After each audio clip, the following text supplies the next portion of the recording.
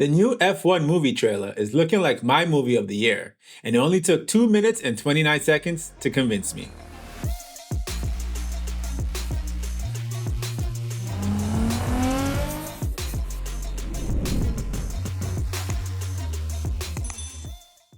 Hey everyone, welcome to the Rated Report. I'm your host Travis, bringing you the latest in Enthusiast news. The new F1 movie trailer has dropped, and oh man does it look exciting. The very first thing I noticed was the Alonso versus Hamilton vibes of the two main drivers, played by Brad Pitt and Damson Idris. Any true F1 fan would have realized that immediately.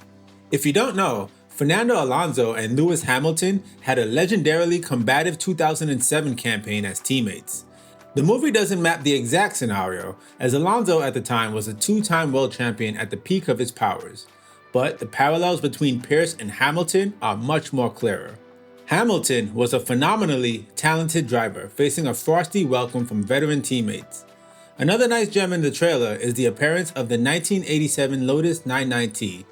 Being that this is a modern-day F1 film, showing a vintage Formula 1 car means we might get a look into the past and some mentions of Prost and Senna, two legends that have been cemented in racing history.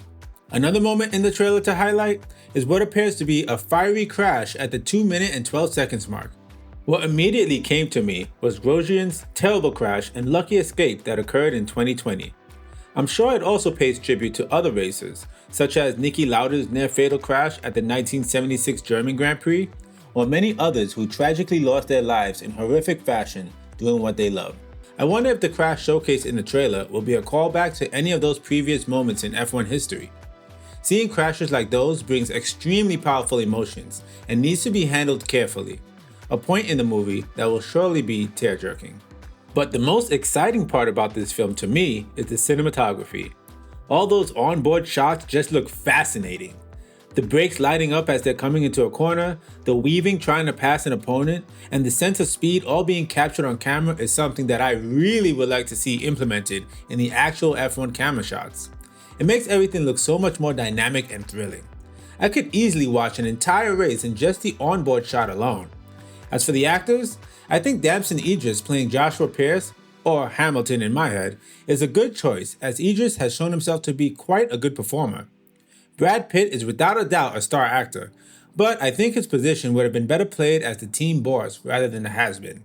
Yes, he would work well in either roles, but the reason I say this is because the actual team boss, Javier Bardem, would have sold the Alonso versus Hamilton comparison, if for the only fact that he looks a lot like Alonso. He looks more like Alonso than Alonso himself. It just would have sold the story a little bit more, but that is the only gripe I've seen from the trailer. This is definitely one to see in the theaters, which is scheduled for release in June of 2025. Make sure to bring your nice cars out that night. We can have a little meet before the showing. Texas firm Lynx Motors has recreated the 2010 Maytag Concepts GT1 that raced at Le Mans for a measly $1.7 million. The Ford GT is already held in high regards as a racing icon, one that has dethroned the giant Ferrari in the past. Now, you can have your very own race version of this legend and legally drive it on the streets. Lynx Motors has teamed up with Grand Raw Performance to build 28 road legal versions of the car. This is not just any regular recreation though. Based on the 2005 to 2006 era GT, this thing sports massive power. I'm talking 4 digits. It comes equipped with a twin-turbo Ford V8, pushing out 1,200 horsepower, which is insane, even for a race car. This is a true recreation as well. Apparently, Lynx has acquired the original continuation chassis and the Maytag body molds. All 1,200 of those horses will be sent to the rear wheels and pushed through a Ricardo 6-speed manual gearbox. The exterior sports a wide body kit, custom bronze wheels, and a massive rear wing. Carbon fiber is almost everywhere, as to be expected. Lynx has 2 color offerings on its website, the red, white, and black Eau Rouge version and the blue and orange Gulf version. There's also going to be a 1,500 horsepower Roush twin-turbo V8 option available, but that will be a track-only version. You can option out the interior in 2 main iterations, a race-ready cabin with a full screen, or a full leather interior with modern amenities. You also have the option for a full roll cage, side intrusion protection, traction control, LED lighting, and paint protection. Sounds like you can have it set up as a true race car for the street or just a glorified garage queen. Either way, this is a pricey investment, so I can understand the options. By the way, that $1.7 million is just the starting price, before adding any options. You'll also be able to get a custom livery to personalize it, which is a very nice touch. The car will be built at Lynx's Indiana factory and should be available for purchase right now.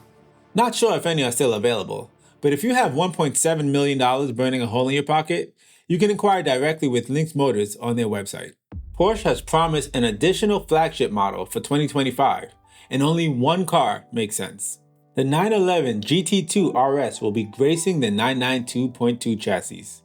They stated the new flagship will raise the bar even further in the sports car segment, and only the GT2 RS could fit that description.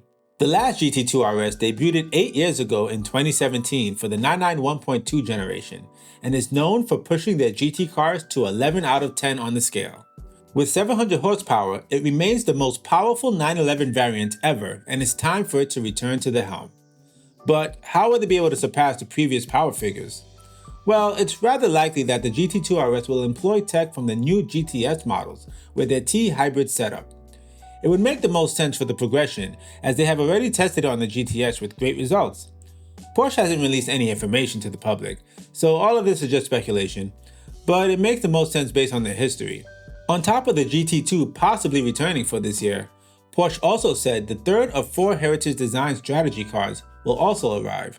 According to Porsche, this new car will revive the style of the 70s. So what could it possibly be? I have no idea, but I'd wager whatever it is will be sold out almost instantly. Porsche knows how to keep its customers happy and is the ever-moving goalpost for sports cars. 2025 is shaping up to be a promising year for them and for us enthusiasts. I can't wait to see what the new GT2 RS can do, especially with cars like the ZR1 shaking up the performance world. What do you guys think? Leave a comment in the section below and let's talk about it.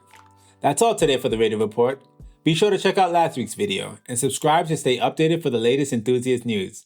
Thanks for watching, and I'll see you guys next week.